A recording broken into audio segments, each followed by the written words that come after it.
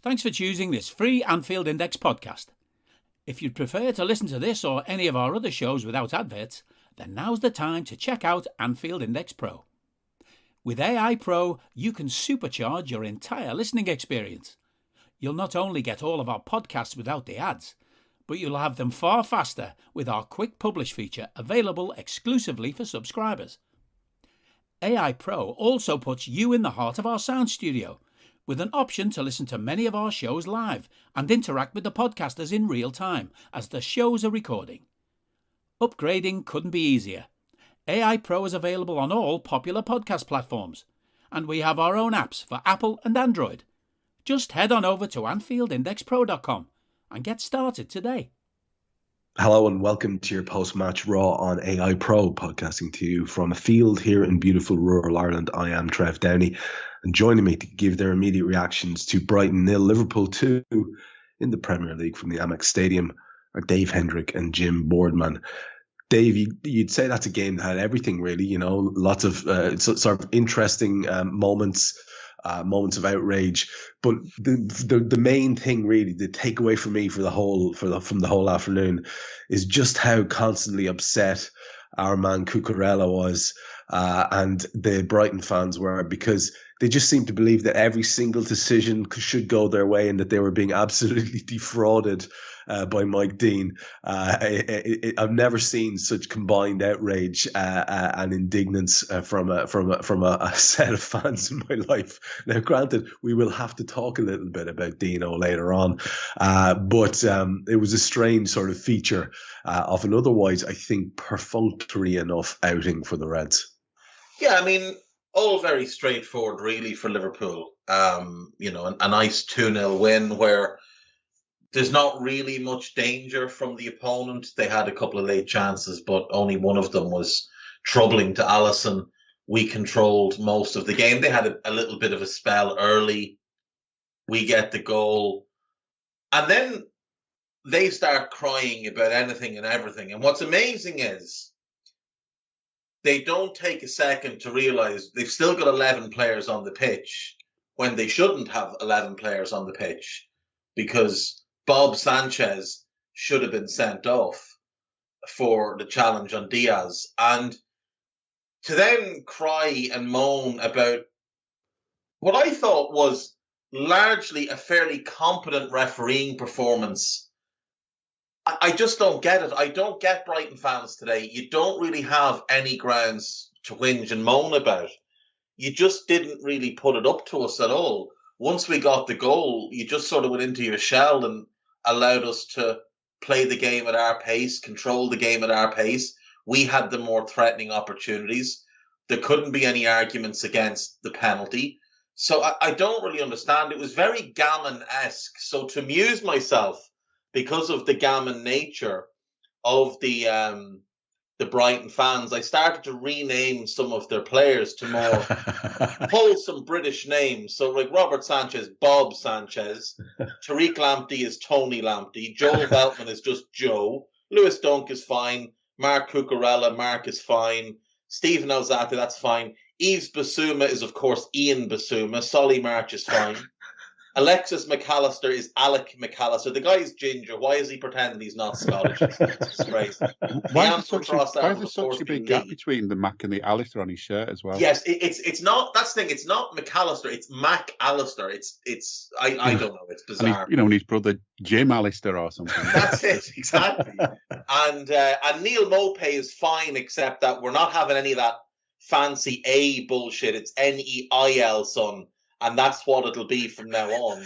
And if we go through the bench, it's Ian Wepu, not Pascal Gross, Pascal Gross from Winetown, Adam Lallana, Jacob Moder, Danny Welbeck, Jason Steele, Shane Duffy, Thomas McGill, and Mark Leonard. And even the two Marks, this thing is spelling it with a C, lads. It's a little bit London soft boy, so I think we might have to swap them out for K's. But very much in keeping with the Brighton fans today. And just on Alexis McAllister, his two brothers are called Francis and Kevin. Francis and Kevin.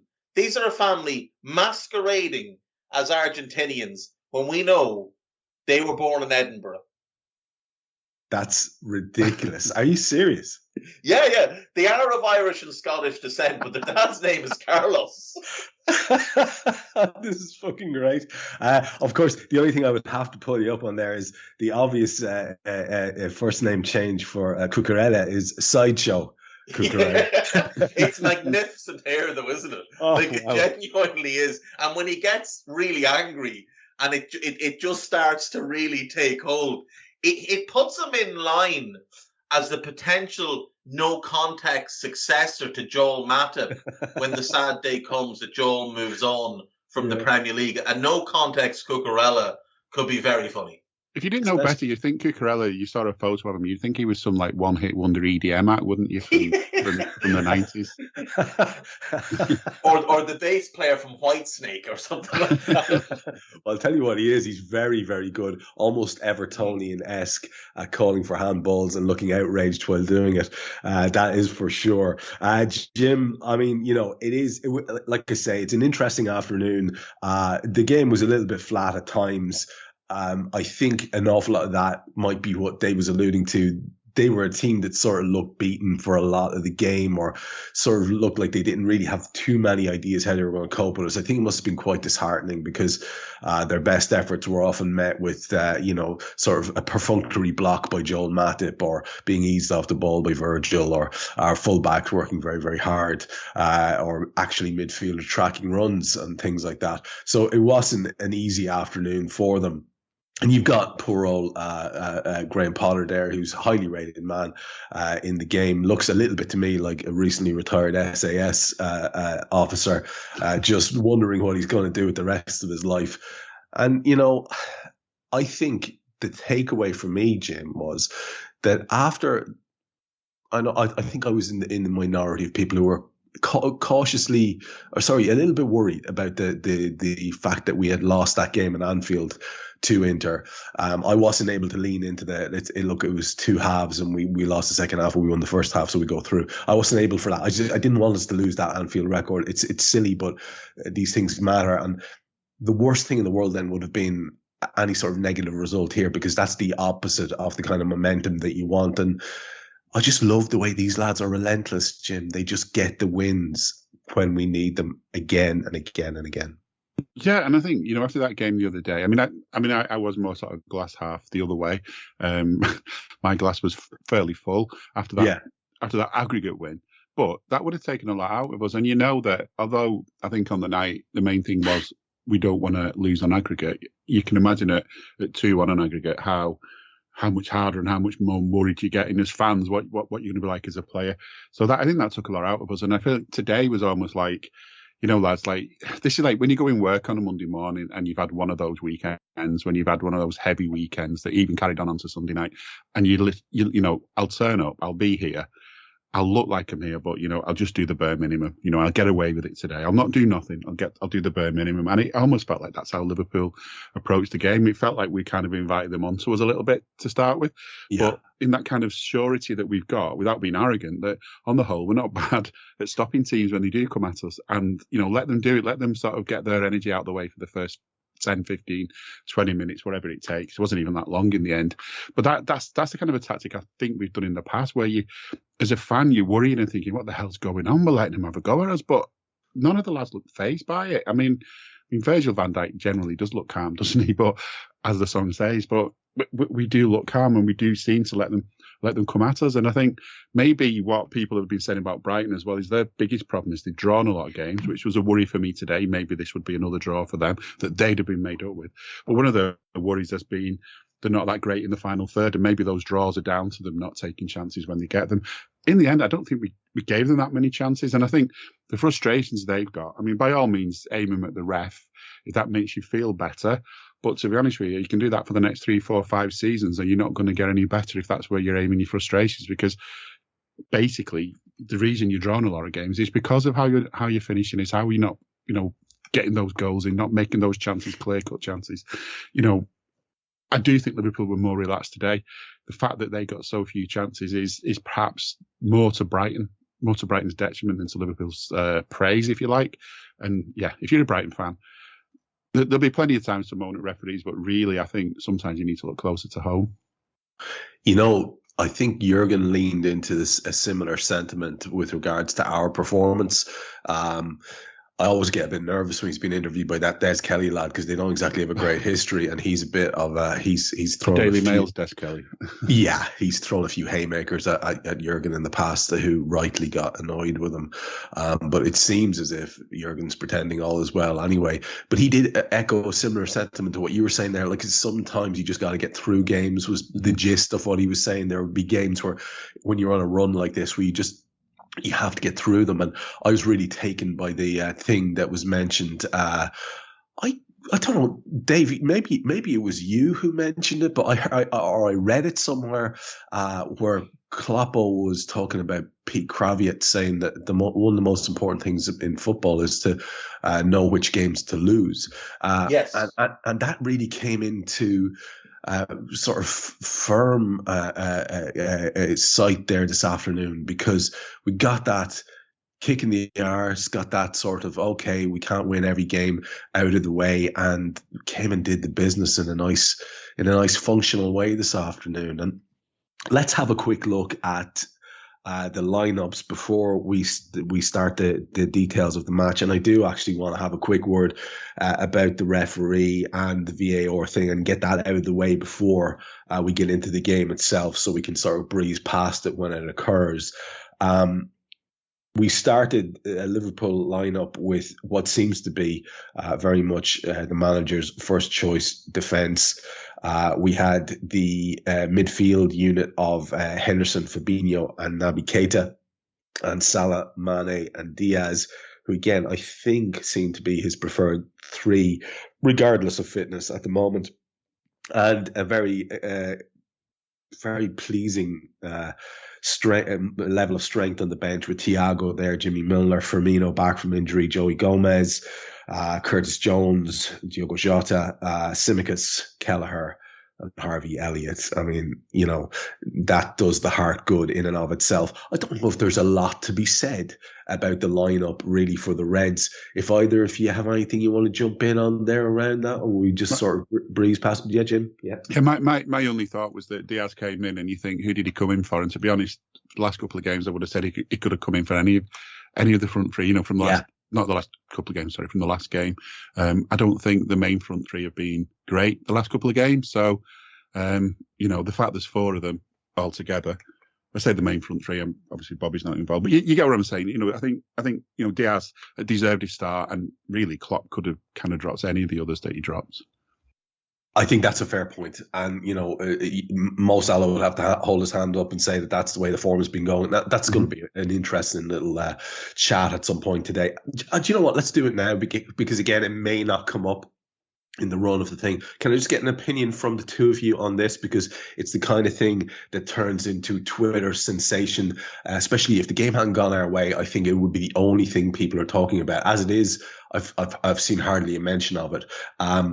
At one point, you'll recall, I think it was pretty much towards the end of the first half, Mo is carrying the ball into the box from the left, and he goes with a sort of effort at the near post, which is saved. He had men inside, and Jurgen is fucking furious, shouting at him to pass the ball, and rarely we actually got to see the reaction. Then the reaction was bemused annoyance on the face of Salah, saying, "To who?" Now this and Salah's right. I'm sorry, Salah's right. Well, there's one Liverpool player in the box. It's Luis Diaz, and there's three players between him and Salah. So it was man inside rather than men inside. Okay, and Diaz. To be fair, when I watched the replay, Dave, I have to say, just to weigh in on the player side as well, it wasn't a clear pass. There was no line of sight for a pass either. No, that's the thing. Like, especially off balance, that's a very, very difficult cutback pass to make. If Diaz, when Salah broke past Basuma, Molly's having a tantrum, sorry about that. When Salah broke past Basuma, Diaz sort of held his run up. And I think if he hadn't done that, if he'd fully committed to getting himself in the box earlier, ahead of the defenders, Salah might have slid it across to him earlier.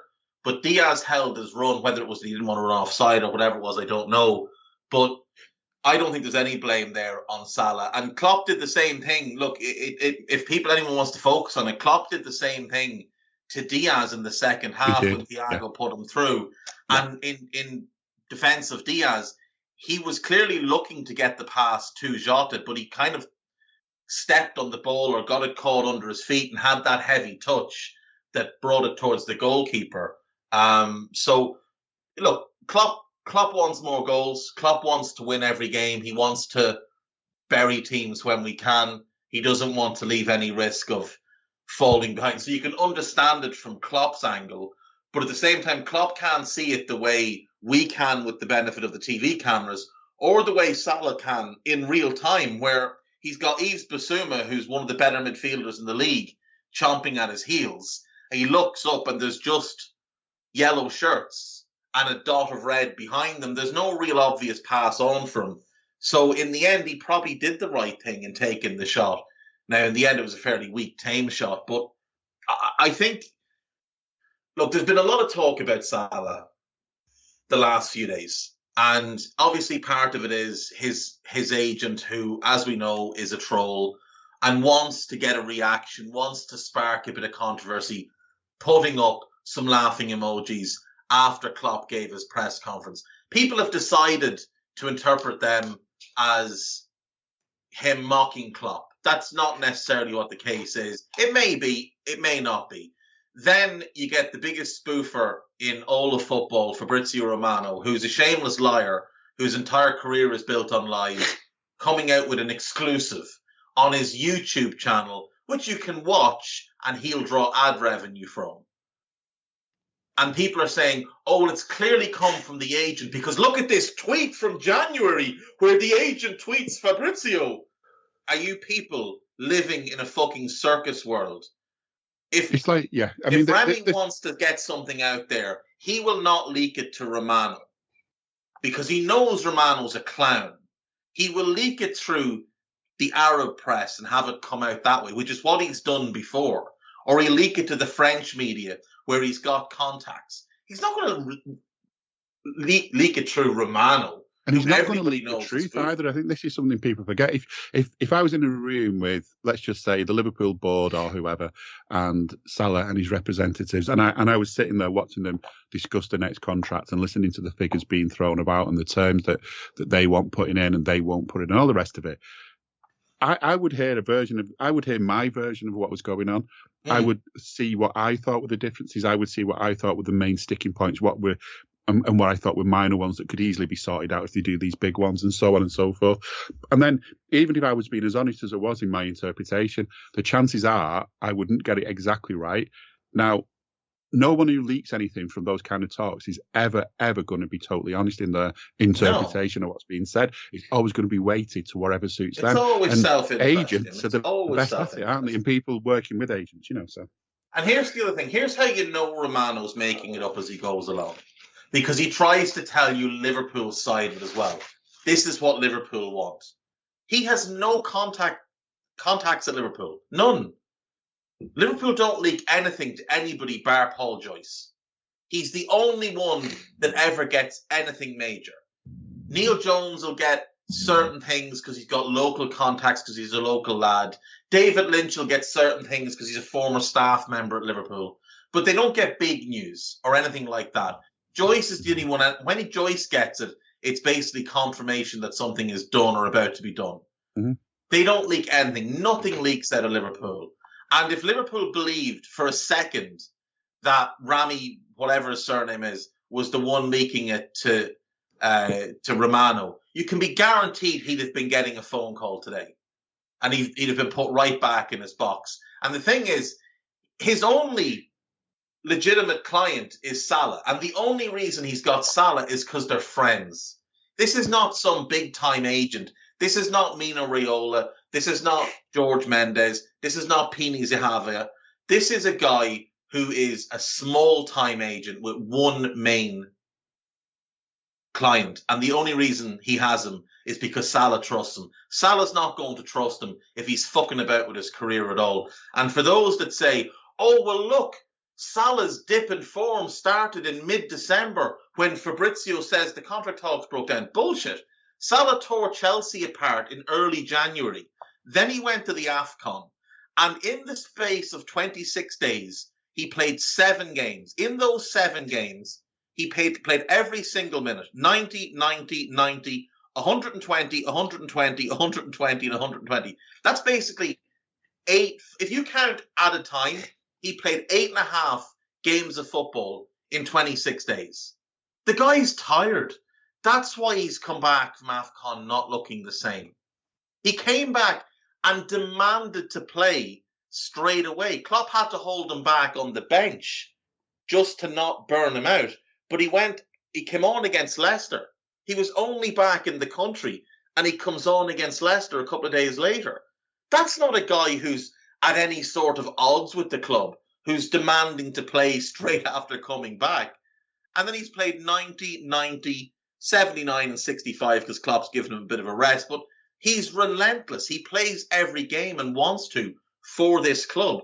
That's not the attitude or the mark of a fella who's unhappy or at odds with the club or has a bad relationship with Klopp or anything like that.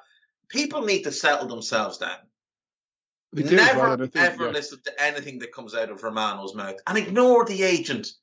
All he wants is the likes and retweets and to light a fire, to go away, to come back and laugh at what's happened. That's what he wants. Don't give him the fucking oxygen.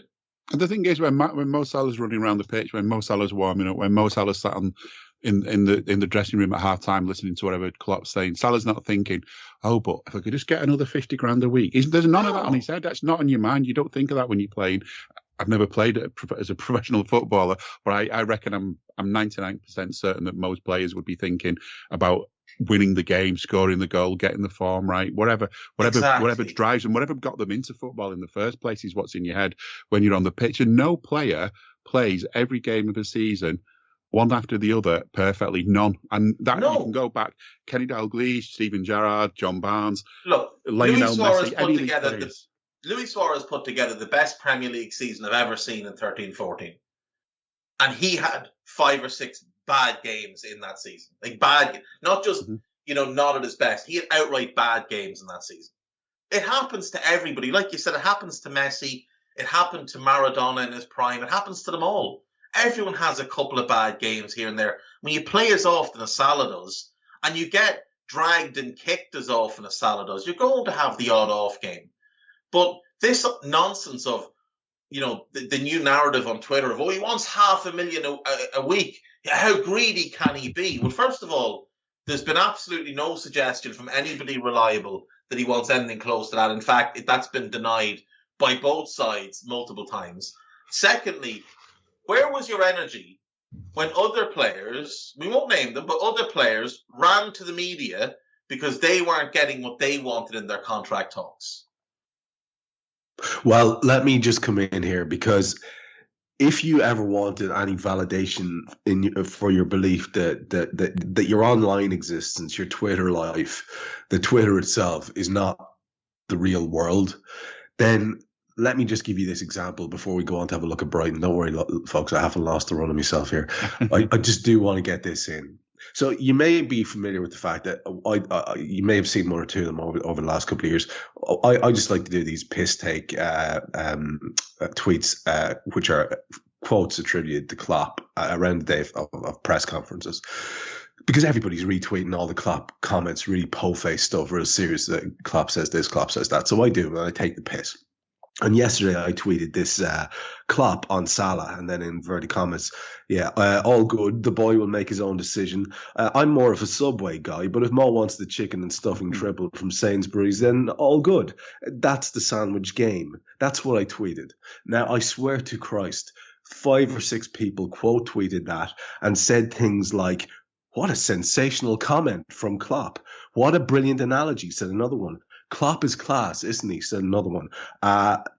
Several other people saying, well, I wish he was a little bit more worried when he was giving contracts to overrated shite. And people believe that's true. So of course. If this is the world that you're in, then I'm Trev, sorry. What's the old statement? A lie gets halfway around the world before the truth is time to put its pants on. This is the culture of social media. And this is why Romano has so many followers, because his entire career began with a lie. He published an interview on his Facebook page of a sit-down with Wesley Sneijder. Now, both Wesley Sneijder and Inter Milan publicly asked him to remove that interview because it never happened. It never happened. He never sat with Wesley Sneijder. He created the whole thing. That gained him 50,000 followers on Twitter in a week, right? Then he continued to tell lies, and he got more and more followers, as we see with a lot of the in-the-knows on Twitter. You see these guys who spoof endlessly and end up with 60, 70,000 followers.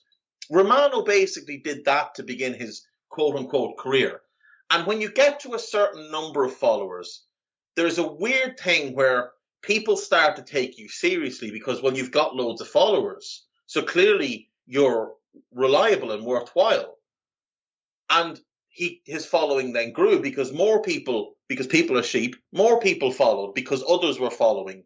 And then he got a little bit of legitimacy when one or two legitimate outlets got him involved for transfer deadline day 4 or 5 years ago. And of course, being seen connected to a legitimate media outlet gave him more gravitas, so he gained more followers. Then he lied some more. He spent the entire summer of 2020 telling utter lies about Jadon Sancho going to Manchester United, gained about 1.5 million followers that summer alone, because he knows what's smart. He knows what gets reactions. He knows what drives interest. So Salah drives interest. Manchester United, Liverpool, these big clubs and these big players, they drive interest. And people will follow to see what comes next. And all of it is built on lies. It's like the Nigel guy lives Farage. in a castle sand. He is the Nigel Farage of sports media, is exactly what he is. Exactly. It's the Donald Trump, the Nigel Farage. It's their strategy of finding things that some people will be annoyed about, talk like you're their savior in some way, and and lie. And even when you're not lying, you're not being honest. It's sort of, you're bending the truth. You're dropping in. But yeah, I mean, you know what? It's our fault, and I say our as a collective thing. It's our fault for believing them. It's our fault for not having the sense to say, "Whoa, hang on a minute. Let me just check this. Let me just have a think about this." Far too many people are just far too quick to believe the next thing they can latch onto, and they feel great because they're part of this crowd. And and there's probably people. I mean, there was remember the Liverpool website Cop Talk, which used to go around spreading stuff, and people felt great because you could go and tell the mates that they were in the know about something. That was a very special website, that was. And it was carefully done so that by the time the in the know stuff turned out to be a load of bollocks, everyone had moved on to something else. But if you want to know about Romano's insight at Liverpool, 2 days before we signed Luis Diaz, he was doing YouTube videos saying Liverpool have no interest in Luis Diaz. There's nothing between Liverpool and Luis Diaz. The guy hasn't a fucking Scooby. He tried to claim he called the Canate thing. I went back and sent him the screenshots of all his tweets and all of David Ornstein's tweets, and all of his tweets were a day behind Ornstein. So all he does is rip people off. And loads of journalists have called him on this. But what happens is he then sends in all his hounds to fucking give them abuse. And that's the other thing. Yeah, that's it. Like, he's got a big rabid following of children. It's similar to, like, Neymar is held up as this incredible player despite absolutely nothing to really back it up, bar a couple of years, as the butler to the Batman and Robin of Suarez and Messi. Or Messi and Suarez, probably. Like, that's literally Neymar's career is 2 good years at Barca where he had Messi, Suarez, Iniesta and Busquets. Like, those boys can play some football. And if you're in the team with them, chances are you look okay. Like, you could put any of us in with them and we'd look okay because they'd make us. And Konchesky wouldn't have looked anywhere as bad in this team, would he? No, Paul Konchesky would have been a perfectly serviceable left back in this Liverpool team. I love the idea of Alfred Neymar. Let's get a look at Brighton and Hove Albion's team today. Bob Sanchez there was in goal. They had Veltman, Dunk, Cucurella and Lamptey, Alzate, Bissouma, Mac, Alistair, Solly March, Mopé and Trossard. Dave, you've had a look ahead with Scouted to pick out what you thought Brighton would look like and how you thought they'd line up. Just give us a feel for whether or not this was a very typical Brighton team and if there were any eyebrows raised around selection, because You look at their bench. Mwepu, we've seen him play. Pascal Gross has obviously been a first teamer. Lallana, poor fella that he is. He's just he seems to be just done. They had Motor, Welbeck, Steele, Duffy, McGill, and Leonard. Around about the selection of that team, was there any issues that you hadn't seen, or is that pretty much how you thought they would go? I thought Motor might start instead of Alzate because he's been a little bit better of late, but they wanted that more defensive ball-winning presence, so it makes sense. The front three, McAllister, Trossard, Mopé, kind of picked themselves. They're all very samey. They're all more second strikers or attacking midfielders than actual out-and-out nines. By the way, Neil Mopé, what a dickhead. What a dickhead. Did you see him doing the crying thing towards Alisson after he got his yellow card? Like, let's just pause for a second, Neil. First of all, you don't know how to spell your own first names. That's the first thing. Secondly, Alisson's career highlights include winning a Champions League, a European Cup, and a Copa America with Brazil. Yours includes scoring 25 goals in the championship. So there's many, many levels to this shit, and you're many levels below Alisson, who could probably buy your entire life with 1 week's wages. So shush on that, and just earn the right to say something to great players. He shoved Virgil in the second half as well. He's lucky Virgil didn't turn around and boot him into the stand. I will give him credit. Like, he is a good player. He is a bustly, busy type. He's got a good touch. He can dribble. He can pass.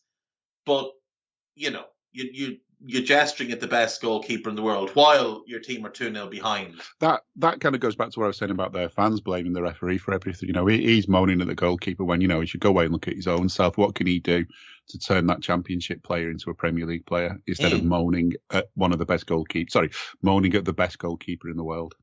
That's exactly it.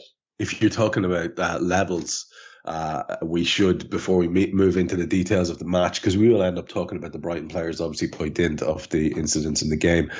I'm very, very fascinated by Tariq Lamptey, for example. I wouldn't mind talking about him at some point.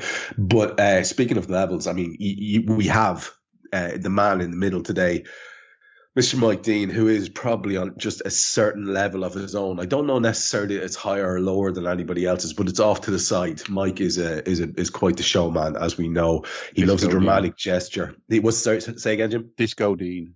As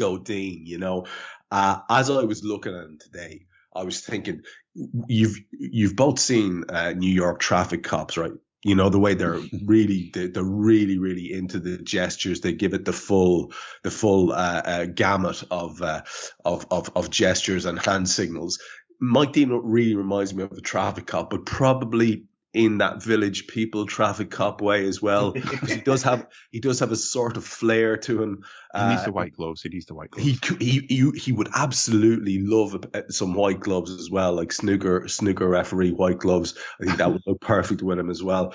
You see him there, and that's all I can think of is traffic cop. Look at me. I am the center of attention. And he's got like a nice old kind of Pirelli Firestone around the middle there, Mike, as well. I thought he was a lot trimmer than that, but no, he too is carrying quite a lot of timber. And imagine a traffic cop stood in the middle of New York, giving it the full go in the outfit we've just been talking about, carrying that Pirelli around his middle. And meanwhile, there's an 8 SUV collision happening over in the corner, but Mike doesn't see it. No, Mike is busy gesturing. And that kind of reminded me, you described the performance earlier on, Dave, as, perfectly adequate or serviceable or something along those lines. But you would say the one glaring thing, the reason why we're going to be talking about him in sort of with eyebrows raised, apart from all the usual nonsense that goes along with a Mike Dean performance, is the fact that it's very easy to be angry with Stuart Little and VAR. But really, why is Mike Dean not immediately signalling for fucking attempted murder by Bob there in the goal? Why can't he see that? I understand, like it was the responsibility was totally taken away from him by the television commentators who were saying, well, you know, that's definitely a red, and you would think that VAR would have asked him to go to the monitor. Well, why can't he see that?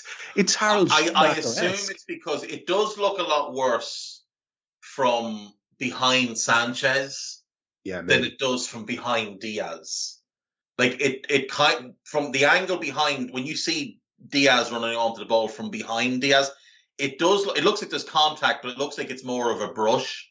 Whereas when you see it from behind Sanchez, and you can see Diaz's face snap back and his kind of body crumble, you can see more of the contact. You can see the more of the collision from that angle. So I think also the fact that the ball, like, and Jamie Carragher said this as well, because the ball went in, I think Dean's thought, well, the goal is the goal, and that's that. Maybe he's made a real attempt at saving the ball or whatever.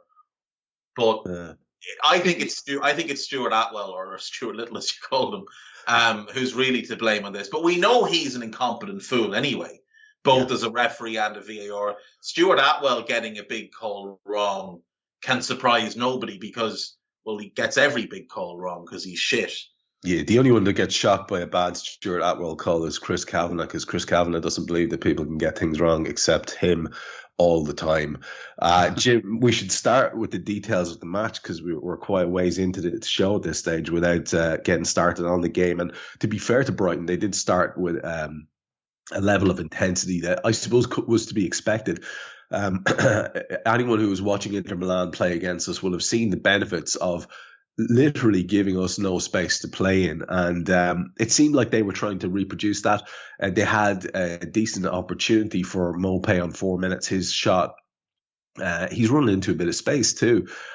He should have done better. He could have picked a spot, but he pulls his shot narrowly wide of Ali's right post. And then a minute later, there was a pretty dangerous Solly March cross, I think, into the ball and into the box on 5 minutes. A Trossard shot followed that on 7 minutes, but it's pretty much straight at Alisson. It's 8 minutes before we have our first attempt. Trent onto Mo. Sadio's effort at point blank is deflected away for a corner, which nothing comes from. Naby Keita gave the ball away pretty egregiously on 17 minutes. And they managed to break on the back of that, played through us. But Ali got out to the ball first, and we should probably pause here because he's going to come into it again at a few key moments. But even Klopp had to say, you know, we really do. We use Alisson. We're really lucky to have that lad. The way he said is, yeah, he's great. We have him. We use him. But that was him underplaying, you know, trying to downplay the fact that, you know, his interventions in matches are huge. And just to finish then on 19 minutes where we go 1-up, Jim, an incident we've already spoken about a little bit. It is Diaz. It's an absolutely beautifully shaped cross by Joel Matip. Trent-like cross into space. Diaz gets there ahead of the keeper with his head. It's a dangerous challenge to go into. To be fair, there's an awful lot of lads wouldn't go into it. Sanchez cleans him out of it completely. Like I say, it really did remind me of that Schumacher Badstone thing from back in the day when even I was a young person. It's, to me, a red card and a goal. VAR had a look at it for ages and they said no. I don't understand how that could be the case. So talk to me a little bit about that opening 20 minutes and maybe finish up with your take on the goal.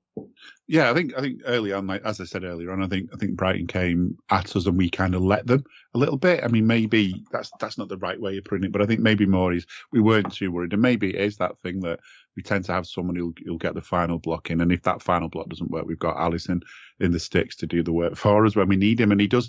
I mean, he at times in games he's got nothing to do, and then all of a sudden he's expected to be called up, and his focus, his concentration is special. I mean, he if you ever get to, you know, when you're at a game and watching a game and everything's going on elsewhere, you watch the keeper and he's not sat on board. He's not looking elsewhere. He's in that game. He's almost, as he has done to good effect, you almost sort of think he wants to get up there with them and join in the play. So he is alert and he is ready, and he's got the ability to kind of read whether it's time to get back into his goal or whether to come out and prevent things. And occasionally that kind of goes wrong, and then you need someone like Trent to come along and hook it off the line. But that's because, that's still part of it, that Alisson kind of knows that if he does come out and it goes wrong, that, maybe a defender will get back and defend. Saying all that, I mean, that to me felt like that was pretty much it from them. That first 20 minutes, there wasn't a lot to talk about after that, and we kept them at bay, and we kept it 0-0. I think one thing I did write down, I didn't write a lot of notes today, was just from Glenn Hoddle. And the reason I didn't write a lot of notes today was because of Glenn Hoddle. I decided I'd be just writing things he said all day. But there's one bit, and I'm sure he said, great skill from Maupay, going down in a dangerous position. Like, the skill was, as if he was saying the skill was to actually get the foul in the dangerous position. I mean, this was after just a few minutes, and he comes out with a lot of things. Also, after the game, just quickly, Steve McManaman apparently was saying that, what's all this that's going on? He didn't know that players warmed down after matches. And he was like genuinely taken aback by it. So I'm finding that really surprising. Shook me up, Jim. Yeah, it really shook me up. I mean, like, this is the guy. This guy is paid to talk about football for a living. So even if we believe the bullshit that he never warmed down after a game, and that's just started in recent years, he's been watching games professionally as a pundit, and he was acting as if, yeah, that's not for me. I don't know what all this warming down thing is about. Like, I was shocked. Like, what is he doing? He's making himself out to look like a complete clown, Jim. He is. I mean, there's things you should just keep quiet, keep to yourself. It's like, don't get me wrong, there'll be lots of stuff going on in football that I don't know about, and I'll look an idiot. Yeah, of course. Did you not know that? But I mean, that was just one of the most stupid things I've heard, and I don't know what's up with him, mate. I'm going to put it down. There's no way he didn't warm down during his career. I mean, there's no way at all. No. Like, he was at Liverpool in the 90s. Then he went to Real Madrid. He definitely did with Real. Like, they were definitely doing it. Whatever about maybe not doing it in England in the 90s because we were a bit slow to catch up. And Wenger sort of brought in a lot of the more modern practices, including warming down, which he was notorious for. He used to make players who didn't play warm down for nearly a full 90 minutes just to get the energy out of them. So, like, it's just nonsense to suggest that he didn't know.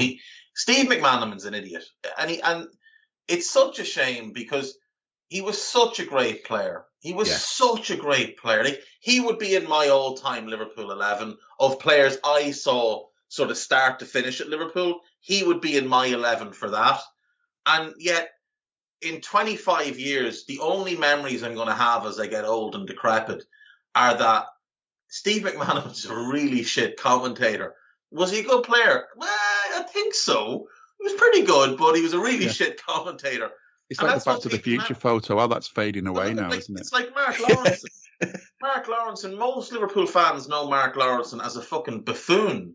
The guy's one of the best centre-backs English football ever saw. And most people's opinion of him is that idiot in the crap shirt making really bad jokes. And you know what? I have to say, having done, I think, 4 shows with Lawrenson, he's actually a lovely fella. Yeah. And when you get him talking, he's a nice guy. He's a great player. But when you ask him, only remember him as a fool. Yeah, that's it. And when you ask him sensible questions about football or ask him to talk about the past, he's brilliant to talk to. Actually, he's really, really good. When he's relaxed. Yeah, he seems to get a, I don't know. He freezes up and puts on this persona, this prissy persona. And from what I've heard, McManaman's an absolute belter. Like, he's a great lad, right? And he's great to sit and chat with. But maybe it's stage fright, maybe it's nerves. It's that maybe thing, despite sometimes having been doing this for 10 years, he still shits himself when the mic is when in you're his in face. a room, isn't it? When you're in a room with other people and there's a bit of silence and you're the one that feels like I've got to fill the silence and you just fill it with some shite. Sometimes you should just not say anything and put up with the silence a little bit longer. That's what he's done. Sums up his career perfectly. It's better to be assumed the fool than speak and confirm. Exactly, yeah. But segueing back into the game, there was no foolery from Diaz, and I think I think for that goal, I think it may have been one of the previous rows I said about Diaz. What I like about him is he's got strength, he's got skill, he's got power, he's got speed, he's got all of these attributes. You don't always get all of those attributes from one player. They normally have some of them in, lots of them strong, but never as many as he seems to have. And now he's just added bravery to that, because as you said, a lot of lads wouldn't have gone for that. A lot of lads would have just flinched away from that, which in a way sort of adds more weight to the argument that keeper should have gone, because your keepers think coming at you like that will make them sort of shy out the attempt. Then they're going to do it all the time, aren't they? Because 9 times out of 10, maybe there wouldn't have been a red card, because 9 times out of 10 the player would have just sort of backed out of it, and the goal wouldn't have happened, and the keeper gets what he wants. So I think that's another thing to add to the arguments for why it should have been a red. But he wasn't thinking of that. He was thinking, this is going in the back of the net and I'm going to score it. And his attitude is amazing. I mean, even when he, the previous game when he got brought off, he had to go up on the other side, so he had to walk in front of the cop, and he just stopped every few yards to sort of applaud the cop whilst watching the game. It was like, I'm watching the game, but I'm acknowledging you. I'm watching the game, but I'm acknowledging you. And it's just, he is. I mean, he's definitely. We talk about Salah and Mane and all the players that have been our heroes the last few years. He's got everything about him says he's going to be one of those, and he's only played a handful of games for us, and we're already talking like that about him. He's just, this is how he started. How much better is he going to get? Yeah, he is exactly what we would call in this part of the world the pass as well. By the way, we shouldn't ignore that. I mean, he's not going to get. It was the pass that gave him the goal, wasn't it? Oh, it's just brilliant, visionary stuff from Joel. It's a Trent pass. Like it is a Trent pass. Yeah. Just on Diaz, in case I forget to mention, the thing that really impressed me today, like he was dynamite with the ball, but how diligent is that kid in his defensive work, and how clever is he? Like, we've always talked about Mane and how much effort Mane puts into the defensive side of the game and off the ball. But with Diaz, it's like he's got an innate knack of knowing where to be and how to defend. Like, he squared up against Lamptey a couple of times, Lamptey in possession. Now, you guys will remember as a kid being thought to play as a fullback, you're always told, show the guy on your outside. The problem with someone like Lamptey is if you show him on your outside, you're not catching him. He's going to be gone and he's going to get into a dangerous position. So Diaz squared him and showed him infield onto his left foot, knowing that left foot is only for standing on. And it's really, really intelligent stuff like that. Blocking off the ability to go on the outside, forcing him infield, knowing that a midfielder, in this case Naby, is coming across the cover. So if he tries to go infield, he's getting hit with Naby. So every time Lamptey got up against Diaz, he just had to knock it backwards. And he chased back a couple of times. He chased Solly March at one point. And I'd say when the ball was played towards March, he probably had a 20-yard head start on Diaz. And he just about gotten it under control. And Diaz was on top of him. And he harassed him and harassed him and harassed him until Marsh gave the ball away. And that type of stuff, more than anything else, that type of stuff is what will keep him in the team, because Klopp loves that stuff. And you could see that from the very first introduction he had to the team, his first minutes on the park. You could see that, and you blend that with the bravery, with the goal scoring, with the ball carrying on 34 minutes. Ali cleared the ball. It was from the ground, long clearance. Diaz took it in and moved away and got fouled. But the touch is just outrageous. It's Mo Salah standard, killing a ball that's dropping from 1,000 miles up. And just the chunk of the game there in the middle of that first half, 24, 26, 28 minutes, there was a dangerous Trent free. There was a decent move ending with a ball from Trent to Robbo. Rob had a bit of a wild effort. A near post shot off target. 28 minutes, a decent move ended with a Henderson cross. We got a corner from it. Nothing arrived from that. And then there's a really good opportunity for Mo Salah. The ball broke from that corner, from that Henderson cross. Eventually broke to Mo at the edge of the box. And he has a bit of time to do much better than he does with the shot, but he hits a shot well over. And that's followed up by a tame kind of a Sadio header from a Trent corner in 31 minutes. There was a beautiful bit of skill actually on around the half hour, 32 minutes, by Sadio Mane, kind of just a little bit of juggling, played the ball over his head, got away, and you're looking for him to finish with a flourish. But again, another tame shot. It was the game of the tame shots. Henderson had them, Mo Salah had them, Sadio had them, even Diaz had one at one time. Lovely flowing attacking play in 37 minutes, ended with a free in from the left. That whole thing ended with a Trent half volley that was pretty wild. And it really does give the lie to listen to that Brighton were, any kind of much of a threat to us at all, because we are dominating the play. We're putting together lovely football. 42 minutes, we broke. Mo carried it into the box from the left-hand side, had his near post shot. That was the time that Kloppo was getting a bit annoyed, and he was getting annoyed back. Diaz is pushing lads, standing up to them. Like I said earlier on, he is what we call around here a hardy buck. To get that clatter he got and just get up, and he was running around and celebrating with Kloppo within a couple of minutes. He is a tough cookie. And on 47, Trent put the ball into Mo on the touchline. And Mo had an opportunity to do better than he does is right at the death on 47 minutes. It's a really poor pullback with his right foot when there are people there. And I was getting worried about Salah at that point and his performance, I'll have to say. I'm going to go into the second half now, unless there's anything you want to pick out of that. I'll just pause for a second. Anyone want to jump in? Was there anything there that you wanted to mention specifically in that sequence? Not for me. I think you've covered it well. I'll take that, because I just do want to keep it moving, because there is certainly more incident in the second half. And Jim, just to look at the first little bit of it with you, they make a change on 45 minutes and bring Adam Lallana into their team. The poor bastard's gone after, about 7 minutes. He obviously did something. It wasn't really clear what he did, but it looked like some sort of a hamstring or something like that. Immediately after the half begins, Trossard blazed the ball over after Maupay had handled the ball in the build-up. He did quite well, Maupay, and centred the ball to Trossard.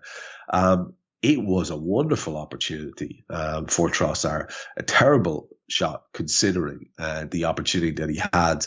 You would think, Jim, just to stop here for 1 sec, that if he had finished it and had gone into the goal, that they'd have gone to VAR, and you'd like to think VAR would have given the handball there, which did look quite deliberate and was quite obvious to see. But what I didn't like about it was it did open us up quite easily. It was just a matter of driving at us down that side and a centre and loads of space for Trossard. Yeah, I mean, he made a move for the ball. I mean, there's no, even the worst VAR, and when the Premier League's got all the worst VARs, but even the worst one wouldn't have said, that wouldn't have said that wasn't a handball, wouldn't have ruled against it, would have said, the goal can't stand. I think that goes without saying. But the truth is that, as you said, if he was a couple of centimetres further over, he wouldn't have needed to handle it, and the chance would have been there. And I think that's the thing that does worry me at times about Liverpool, is that when this happens against Brighton, the chances are it's not going to be a goal. When we give the ball away, I mean, there's something we'll probably come to later in the second half when we give the ball away when we nearly scored and they almost score from that. These are the kind of things that sometimes those moments can go against you. And I think, I'm not saying Liverpool are a lucky team because you make your own luck, but at times you do think, well, maybe that could have gone another way, and there's still time for us to get back. But yeah, that is a worry. And the thing is, if Brighton can do that to us, for a fact that other teams are going to be analysing that to death and working out how they can make that happen against us. Yeah, I mean, he wouldn't have counted. The VAR would have struggled to say that was okay, and that's if Mike Reid hadn't spotted it himself, which he may have done. So yeah, it's sort of a moot point now. It doesn't really matter now in some ways, but I do hope that it's not just opposition teams who are analysing that. So I hope that Klopp and the guys are looking at the video of this and looking, what did we do wrong? Where can we stop this from happening? Who lost concentration? What do we need to do to sort of have a backup to this from happening, to stop this kind of thing from happening? But yeah, I mean, there's something about the quality of the team you're playing when they get chances like that can be worrying. Now all I want to see is Mike Reid actually refereeing a match. That would be fantastic. Frank from EastEnders. Mike Reid, God, yeah. So to take the run up to the goal with you, Dave, that Trossard effort is what it is. Poor old Lallana's gone off. Pascal Gross comes on in 52 minutes, and then Yves Bissouma gets into a strop after he got blown up for a high foot challenge. Of course, the fans, of course, were outraged. Cucurella's outraged. Bissouma's outraged. He throws the ball away. He gets the first yellow card. We should pause at this point and remember that Bob Sanchez did not even get a yellow card for what was clearly a red card offence. So fair play to the officials again on that one. There was a couple of chances on the 56-minute mark. Mo has a shot as he's kind of trying to wriggle his way into the box. He takes a shot. It's deflected very heavily, takes a run up and a spin down and hits the bar. And eventually makes its way out to Sadio, who kind of swivels on it and volleys it over the top. 57 minutes, there's a brilliant Diaz run and a centre. Mo meets it, and he's coming the way he loves to come drifting in from the right. It's on his left foot, but he sort of drags his shot sort of hopelessly across the face of goal and wide. It's a wonderful opportunity again. Like I said, towards the end of the first half, I was starting to feel a bit antsy about the guy's form and mood and all the rest of it. That didn't help. Diaz was brilliant in the build up. Then a Bissouma deliberate handball on Sadio Mane volley on 60 minutes leads to a penalty. People would say it might be harsh to give him a second yellow for that, especially in the context of the game as it was. I don't necessarily think it would be too harsh. It was quite a deliberate action, but whatever. It is what it is. Anyway, Mo steps up, buries the ball down the middle as the keeper goes to his left. Talk to me about that chunk of the game, Dave, and maybe there might be one or two things that you wanted to pick up on. Yeah, I think the Bissouma thing is interesting. I thought the yellow card that he got was actually harsh. Now, I did notice when Naby went off, he put a bit of ice to the side of his head, but the camera angles that they showed after the high foot, didn't show any kind of contact. Now, maybe it was just the angle they were looking at, but it did seem like a harsh yellow, and I wonder if that saved him the yellow on the penalty, because it should have been a yellow on the penalty. There's no doubt. His arm is not in a natural position. He is trying to block the ball using his arm. The funny part of it is that shot is going to trouble the corner flag more than it's going to trouble the goalkeeper. Diaz had looked really lively in this spell. Robbo started to really trouble them as well with his overlapping runs and just been a bit more of a pest. He's getting a bit more freedom. Lamptey was playing a bit more reserved. Obviously, they had sort of brought on Lallana for whatever reason that was. Like, it certainly wasn't going to impact the game. But then he goes off 6 minutes later. So all the half-time team talk is now out the window because you have to change again to bring on Pascal Gross. And, yeah, I mean, they came out a little bit threatening in the first few minutes. Then Lallana gets hurt, and then there's sort of a lull in them. We start to look threatening. And like you said, there's that wonderful run from Diaz where he cuts it back, and he's cutting it for Sadio, but it's a little bit behind Sadio. And Mo, for whatever reason, decides to shoot first time. I think Mo was just desperate for a goal because there's no other reason to shoot first time there. You can take a touch, you could beat the man, and you could have a clear one-on-one with the keeper, but he doesn't do that. He snatches at it.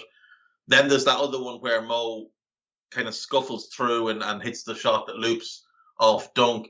That, I think, is where Mo got hurt. He said, according to Klopp after the game, that when he was taking a shot, he got hit and his foot sort of overextended. So I assume it's that one. But look, the penalty was blatant. There was no real way to argue against it. And thankfully, Salah stepped up and buried it. And it made things very, very much more comfortable for us because, at 1-0, even with our defence, a fluke goal can still happen with a team that are a good team, to be fair, Brighton. They do play some good football. They've got some very good players. They can create something. And we saw at Anfield, like, they are capable of fighting from behind. Bissouma had started to really look a bit more energetic. Then he gets his yellow card and all of a sudden he just has a bit of a nightmare 10 minutes and then he gets hooked off. But a yellow card for a high foot that wasn't as high as the one that didn't even get a yellow. But anyway, I didn't understand that yellow card. I thought it was very, very harsh. I do really like him. I think he's a very good player. He's the type of player you could see playing for us in one of those number 8 positions. He's got the fight in him as well, hasn't he, to be fair? Yeah, he's got the fight. Full of he's got fight. the desire. Could Lamptey ever get to that level, do you think? Huh? Do either of you reckon Lamptey could get to that level of playing for a really top side? Definitely. The issue with Lamptey and Cucurella, who I rate highly as well, they're both wing backs. They're not really full backs. Defensively, they're not quite good enough or big enough to be full backs, because Lamptey's 5'5". If we'd been a bit more switched on, I think we would have looked to go the aerial route a bit more, because Diaz is brilliant in the air. And if we could have got the ball into that inside right channel for Trent a few times, those angled balls for Diaz coming in back post that him and Mane used to do, we would have eaten them alive. But Lamptey could definitely play for a top club if they were playing a back 3 and wing back. So Spurs, for example, the only issue I have with Lamptey is I'd be terrified of his hamstrings.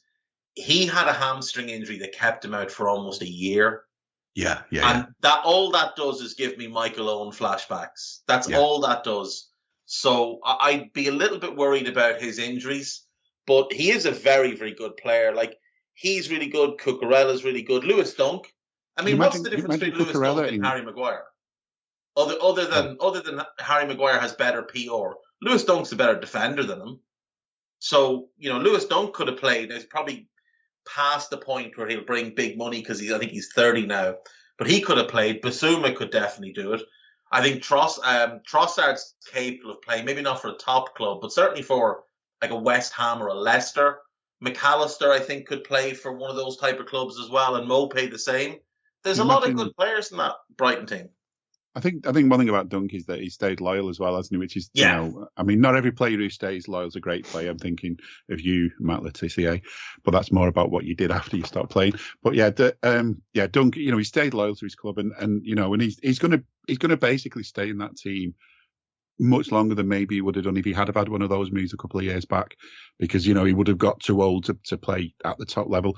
Whereas I think Harry Maguire was born too old to play at the top level, wasn't he? He's just been so bad. And Cucurella, I think, regardless of what he plays, like I would say, I bet he'd be amazing in the dressing room after you've just won a cup.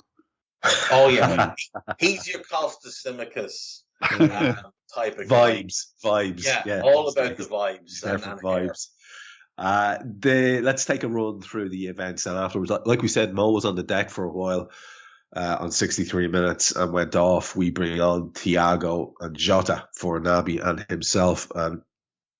Dave, you seem to think that it's not too serious. What did you say again around the injury, the Mo injury?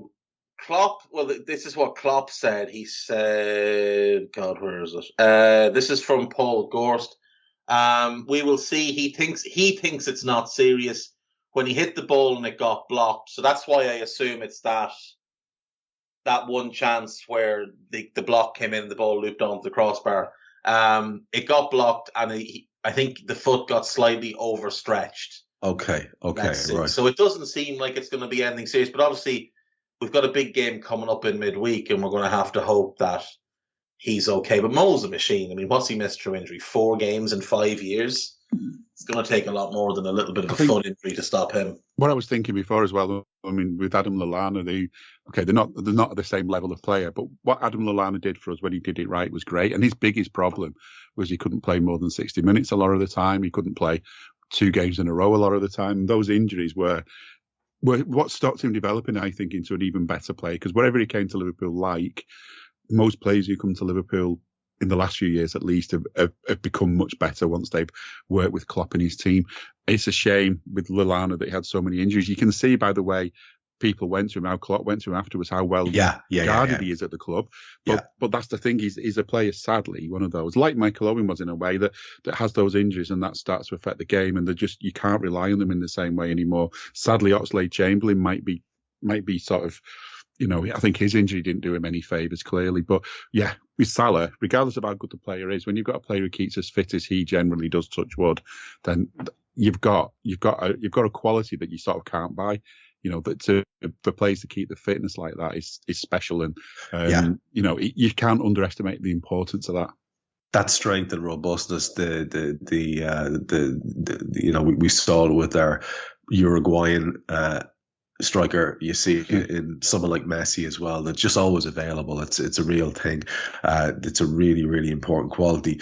They do bring on Welbeck for Bissouma on 65, and there were a couple of little incidents. Heno carries the ball, has a bit of a tame shot on 72 minutes.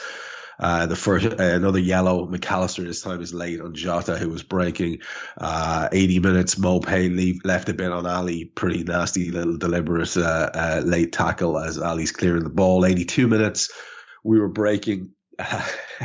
There's like 87 million options for Jordan Henderson, who drives the ball into the only space where no red player was. His inability to do anything on the run is genuinely staggering.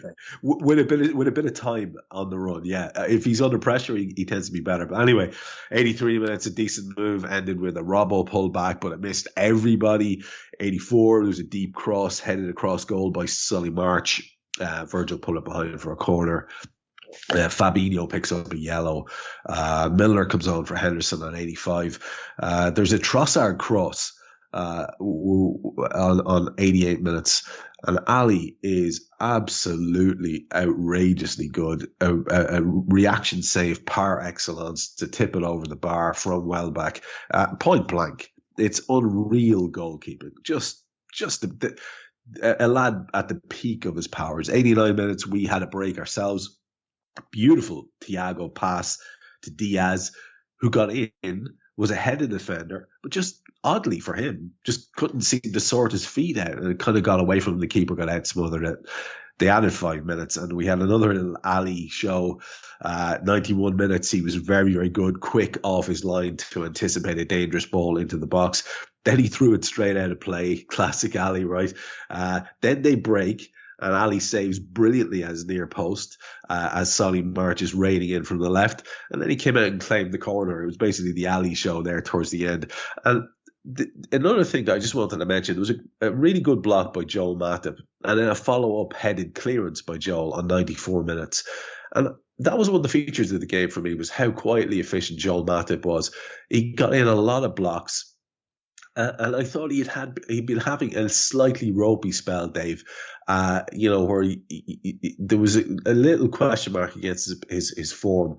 I was really impressed with him today. I thought he just looked really steady, which is what you want from a defender more than anything else. Plus, he was doing his raiding into the opponent's half too. So a really good all-around display by Joel, I thought.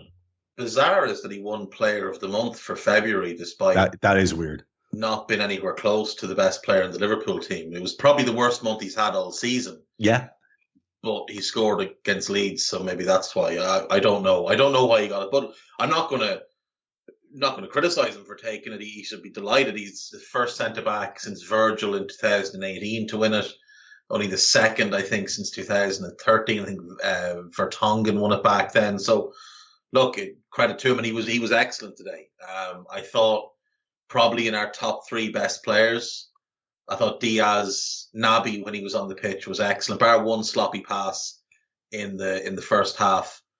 I thought Naby was excellent. I thought Matip was excellent with his passing, his ball carrying. He was really causing them fits in the first half, carrying the ball deep into their territory, putting Trent into good position, putting Mo into good position. And that was the full Joel Matip experience. We didn't get a full tantrum. We did have one where Henderson blocked a cross and it was ruled then to be offside, and he turned around and did a bit of a gesture but didn't fully commit to it. So we didn't get the full Joel Matip tantrum, which was always a bit disappointing. I think that's the same thing as I was saying before, though. This was like that Monday morning after a heavy weekend. He couldn't do full tantrum today. Realised there was no real need to fully throw the arms up. Yeah. Just one thing on Danny Welbeck. Peter Drury's normally a very good commentator, but his his pro-English bias was on full effect today on the coverage I was watching. When Danny Welbeck came on, he told us that Danny Welbeck does goals. That's what Danny Welbeck does. Danny Welbeck has scored 81 goals in 364 career appearances. He's never scored more than 9 in a Premier League season. This is a guy who played for United in good United teams in the last couple of years of Ferguson. And then for Arsenal, when he had the likes of Alexis Sanchez and Mesut Ozil creating chances for him, he never managed more than 5 in a league season. I think the commentator we got, which is the wonderful Fletch, he mentioned, I think, that Welbeck had played 19 or 20 times against Liverpool and scored once. Yeah.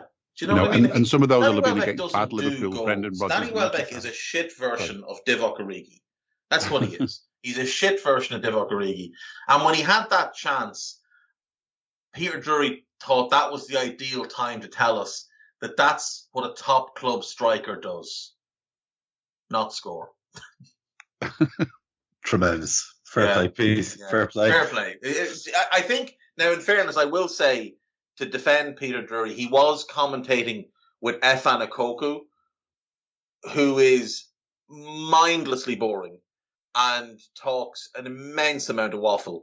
Like, anytime Drury let him have any sort of intro into the commentary, he just droned on and on. And a bit like Jim said with McManaman earlier on, he'd finish what he was saying, Drury wouldn't come in straight away, so Ekoku would fill the space with something absolutely idiotic.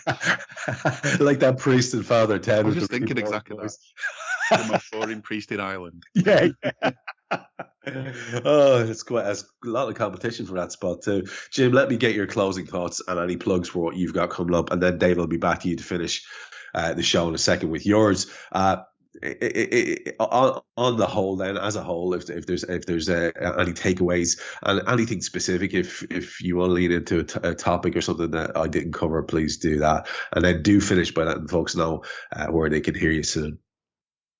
Yeah, I think just quickly, I think the ref, if we're doing a ref watch, from our point of view, I know we're biased, but I don't think he had too bad a game by his standards. I think the way he plays the game, he is the centre of attention, and it's not that he makes decisions that are biased. He just makes centre of attention kind of decisions usually. But I don't think he really got much wrong today, other than they should have had a player sent off. What I'm getting at is Brighton shouldn't be feeling aggrieved from what the referee's done. And as I said at the beginning, they need to look at themselves.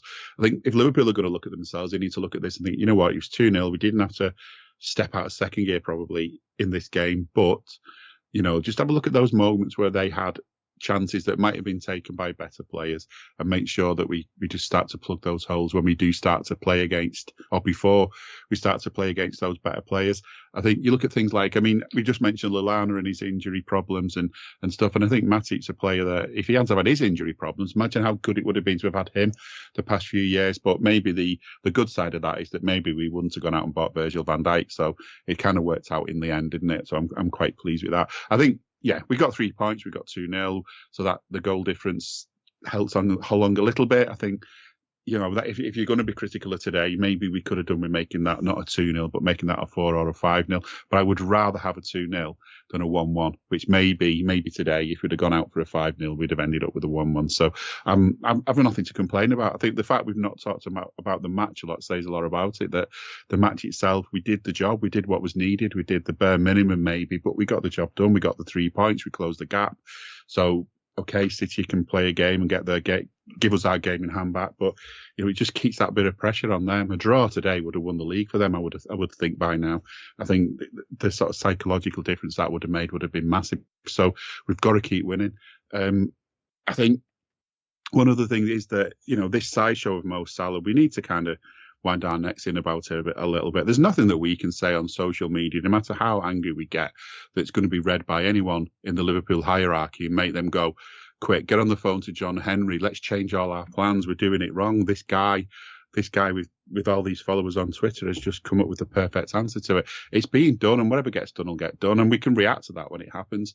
I think something else that's crossed my mind this week is we see what's happening at Chelsea at long last, that finally the Russian blood money's being finally questioned, is that I think and maybe I'm hoping for too much here, but there's a possibility that this could lead into other clubs with blood money being questioned about their finances. And in a lot of ways, what Chelsea did with all that money is what kind of kicked off all the high prices in football, all the high transfer fees, certainly for the Premier League. So maybe things are going to be reset a little after this. Maybe not. Maybe more billionaires are going to come along. But, although I've just said that people on social media can't make a difference, if Mo Salah is listening to this, sign your contract, because you never know, it might change. But I do think, things are going to change in football soon. Maybe I think money's going to be looked at. Money's going to get tighter for everyone, the way the economy's changing because of this evil dickhead and what he's doing in Russia. It's going to have a massive knock-on effect on the world, which will inevitably lead to football. Football has survived a lot of economic issues in the world recently, but I don't think it can keep doing that. So there we go. A little bit of misery from me, but I think the good thing is that as a club, we're in a great position if that does happen. We're very self-sufficient. We've managed to get through COVID and stuff like that, and still look at us. We had all those hits to our finances, and we still went and found Luis Diaz. That's the kind of club we are. And although the FSG out crew are sort of never off duty, I think they maybe need to sort of just have a bit of a holiday now. FSG are not perfect by any stretch of the imagination, but compared to what some teams have got, they're pretty decent. And perhaps, we don't give them as much credit as maybe we should. But, of course, the main credit goes to the lads in front of us and Jurgen Klopp, who today did what he needed to do with his players and got those 3 points out of them. As far as me doing with shows, I've nothing planned, but I'm sure myself and Jay will have a Scouser Tommy's in the can soon, as soon as we found something to talk about, when I can think of loads of things now, so that won't be long. Yeah, well, with that more than half full glass of yours, Jim, I'm sure you'll be coming up on a topic very soon. Thanks for that, and of course, if you're new to the show, or if you haven't encountered ourselves or Jim's work in the past, make sure you get a listen to Scouser Tommy's great chats there with himself and Jay all the time. Well worth your attention.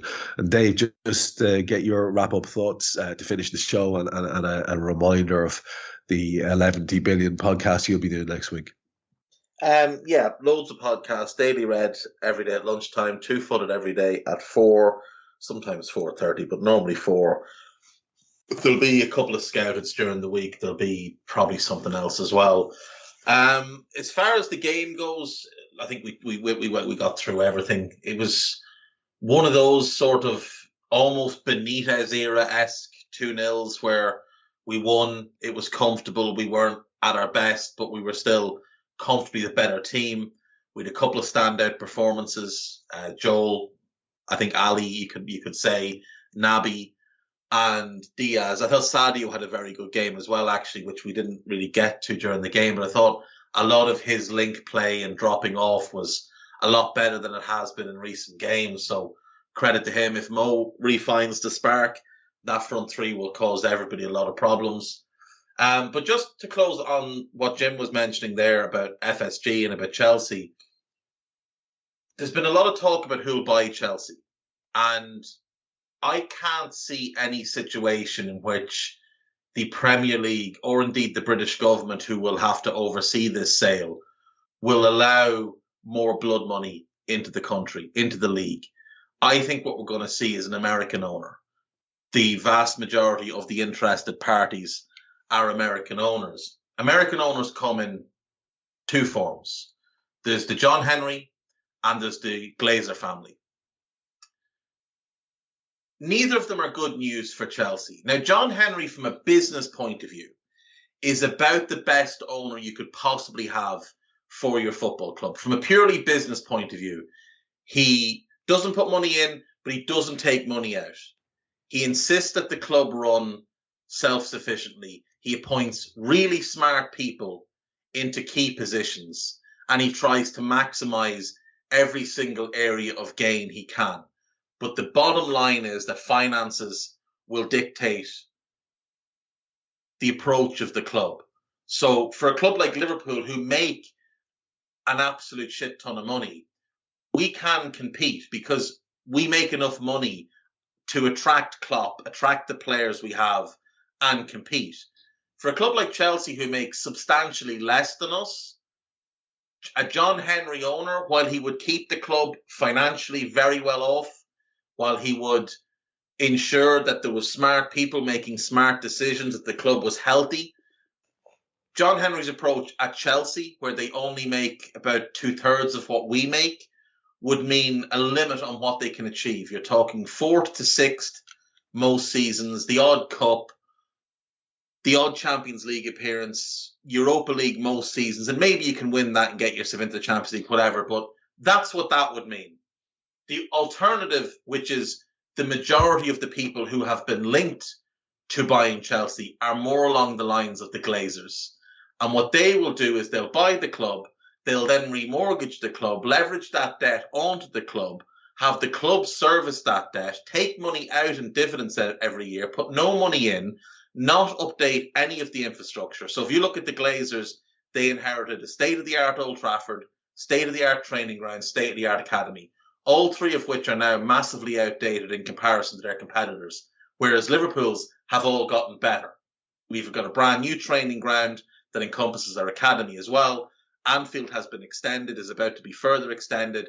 It's been upgraded and modernised. So a John Henry type would likely do something similar at Stamford Bridge. A Glazers type won't. They'll go, well, what do you need a new stadium for? Haven't we got a new stadium? Which puts a cap on their matchday earnings.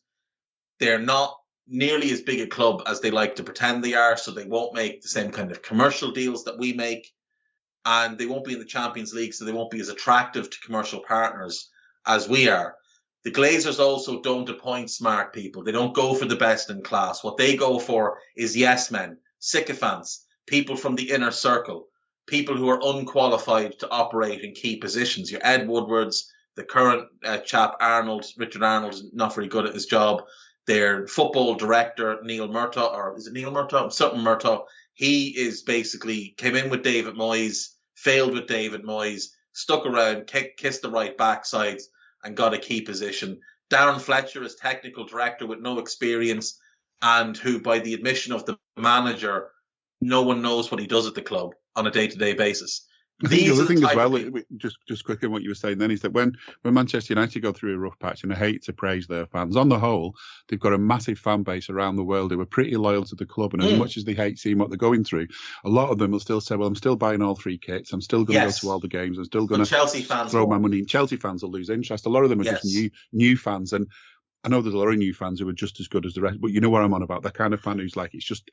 But as soon as it stops being a winning team, they'll go away. That's exactly it. There's the glory hunter factor, and they will find that their fan base shrinks, whereas United's and Liverpool's will always continue to grow, because people can mock it all they want, but history matters and profile matters, and there's generations upon generations of Liverpool fans and Man United fans and Arsenal fans all across the world. There are not that of Manchester City, of Chelsea. If those clubs didn't have the money, they would be back where they were. And if you look at Chelsea's history, the first 95 years of that club, they won, I believe, 1 league title, 3 FA Cups, 2 League Cups, and 2 Cup Winners' Cups. They won a league in the 50s, a couple of cups in the 70s, and then absolutely nothing till the late 90s, where they did become relevant under Ken Bates. They won I think 3 domestic cups and a Cup Winners' Cup, and they finished third a couple of times, but they did that while spending themselves into oblivion. They were on the brink of going out of business before Roman came in. That is what Chelsea were. They were an upper mid-table team who oftentimes, they put it this way, between their last title win in 54 and Roman arriving 49 years later, they didn't have a real title challenge. Some of their fans say 98, 99. That was a bit like our title challenge in 09, where we were in the mix and then United pulled away and we sort of kept tabs on them to the end, but never actually closed the gap. So it wasn't really a title race. It was more of a procession with another team following. They didn't have any title challenges in that 49 years. They did, however, have 4 relegations. That's what Chelsea have been historically. And unfortunately, that's more likely to be their future than another Roman or a City type owner or anything like that. But if they get a Glazers type owner, they won't go down. They won't be in any risk of that. They'll spend money at times, but they're likely to finish somewhere in that 7th to 10th kind of range. They'll have the odd good season. they'll basically become something like a West Ham, because that's the size of the club we're talking about here. Take away all the bullshit that Roman's put in place, all the fake fans, boil it down to what they actually are, and they're more along the lines of a West Ham or a less successful Spurs than a Liverpool, United, or an Arsenal. And I think anyone with the money that it would take to buy Chelsea might be better looking at West Ham, in all honesty. Of course they would. Because you buy them at a lower price and you put that money you were going to spend on Chelsea into improving the club you've bought. And you've got that way the Saudis bought Newcastle? Because they cost 300 million rather than 3 billion. Yeah. The same reason the boys from Abu Dhabi bought City for 200 million rather than spending 2 billion on Man United, who they'd previously been linked with. Those kind of mega rich owners from the Emirates states or the Middle East, they want to come in, pump money into the club, bloat the value, and then probably eventually sell it at a massive profit. Whereas the likes of the Glazers and that, they're happy to have their asset. Now, the Glazers, obviously, United have struck gold. They're worth 4 or 5 billion now. But those type of owners coming to Chelsea will only ever be using that club as a means to an end. They won't make money on buying Chelsea. If you buy Chelsea for 2 billion, the likelihood of you making profit is very, very low. And you're also going to be expected at some point to do something with the stadium. And as I said, if it's a Glazers type, and a lot of the ones linked, like Woody Johnson and that, that's what they're going to do. They're going to say, I'm not investing in the stadium. I'm going to leverage the debt onto the club. I'm going to use it as a vehicle to make me some extra money. And as long as they're stable and in mid-table, they're basically like the American Mike Ashley approach. Just be in the Premier League and that's fine. If we're in the Premier League, that's fine. We're making plenty of money and we'll sustain that. That's absolutely fine. Whereas, like I said, the other option is that from America would be a John Henry type. But those are few and far between. And at Chelsea, that model is not succeeding because they're not a big enough club. So you've kind of missed out on the really obvious glaring one there, which is if Rob McElhenney can own a club, then why not get Tom Cruise and the Scientology money in here for Chelsea? That could be great. Oh, that could be great. That's a project we could all enjoy imploding. We should wrap it up. We've gone long. Thanks to Dave. Thanks to Jim. Thanks to Guy for producing. Thanks to you for listening. I'm Trev Downey. We'll be back with you soon. We hope you enjoyed listening to this Anfield Index show. Please be sure to subscribe to our channel so future podcasts find their way to your device automatically. There's nothing quite like fan engagement, and we'd love to know what you think of anything discussed on this show. The best way to get in touch is over on our free Discord community, where both podcasters and listeners debate the hottest LFC topics 24/7. Sign up free now at anfieldindex.com/Discord. You won't regret it. You can also follow us on Twitter at Anfield Index and find us on Facebook by searching for Anfield Index. Oh, and before you go, we'd love it if you could leave us a 5-star review on your favourite podcast app. It only takes a couple of seconds, and it means the world to the people who create these free shows.